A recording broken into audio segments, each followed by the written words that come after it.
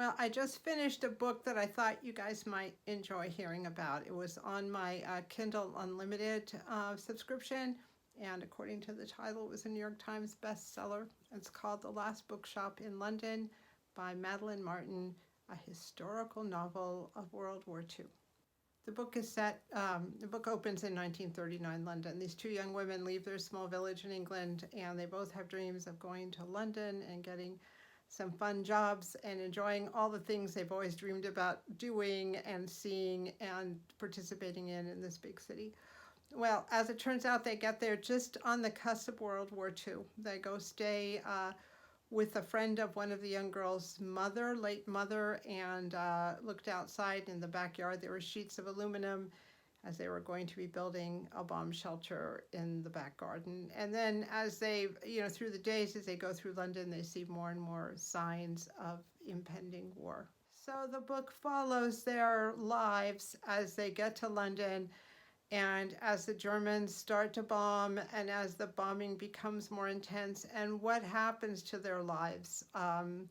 They both, started out being shop girls, one in this bookstore and one in Harrods. And so this book follows their lives for the next few years as the bombing starts, then stops, and then as the bombing becomes more intense. And in the book, they talk about all the things that happen in London during those first few years.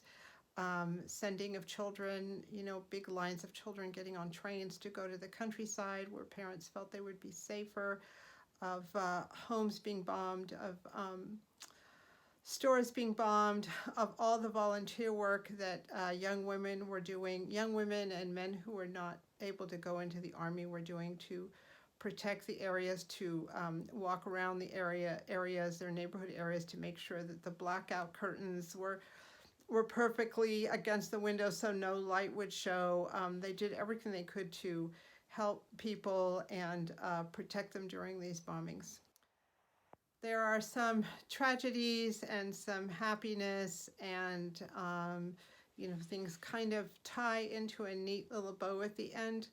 But the book was quite good and was quite well written, and I think what I enjoyed the most about it was the look at London during the Blitz, and really what happened and how it happened, and what happened to people, what happened to all those families, to widows, to wives, to parents without children, to children without parents, and the horrible destructive nature of a war like that.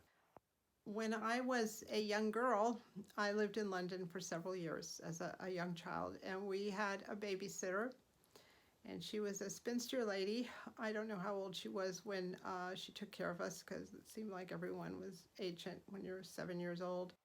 But she lived within walking distance of our home, and she'd come take care of us quite a bit, and bring her little dog Cinderella, who was a very good dog. Let us dress the dog up in all sorts of outfits, and she was a wonderful woman. So once she took us to her home, and it was a little like garden apartment, meaning it was on like the first floor of the building, and you walked in and you walked into the building, and you walked straight into the kitchen. It was like a galley kitchen, very long and narrow, and there'd be like the sink and the stove.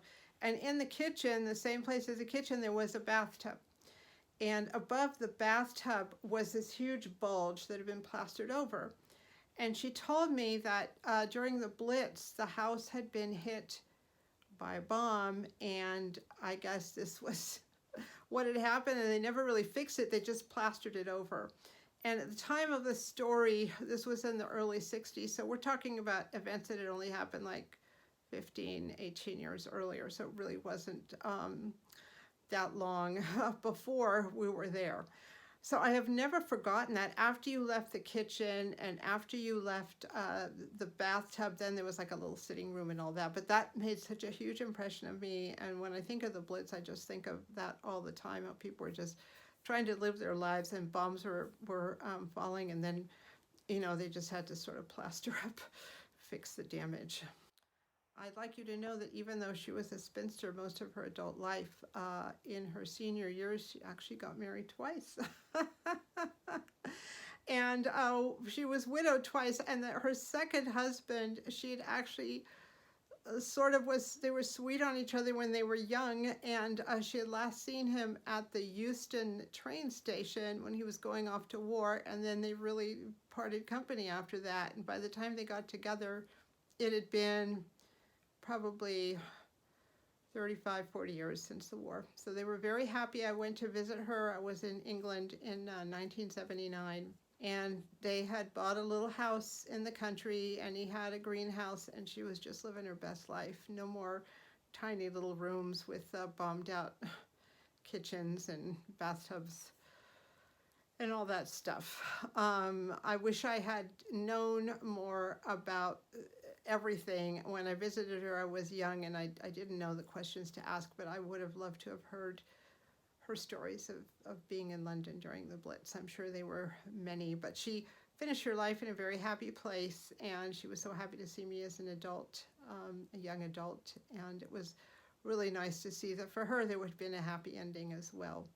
So this book kind of resonated with me because of that, a lot of it. I thought of her a lot. She has been dead for many years now, but I thought of her, this book, in her bathroom with a big bulge. And anyway, it's a good book. I've had some difficult days here these last couple of weeks, and I've been reading twice as much as I usually read, and this was such a wonderful diversion. So if you're looking for just a nice diversion with a lot of historical detail that'll give you kind of a little more eye into the world, I definitely recommend The Last Bookshop in London. Madeline Martin.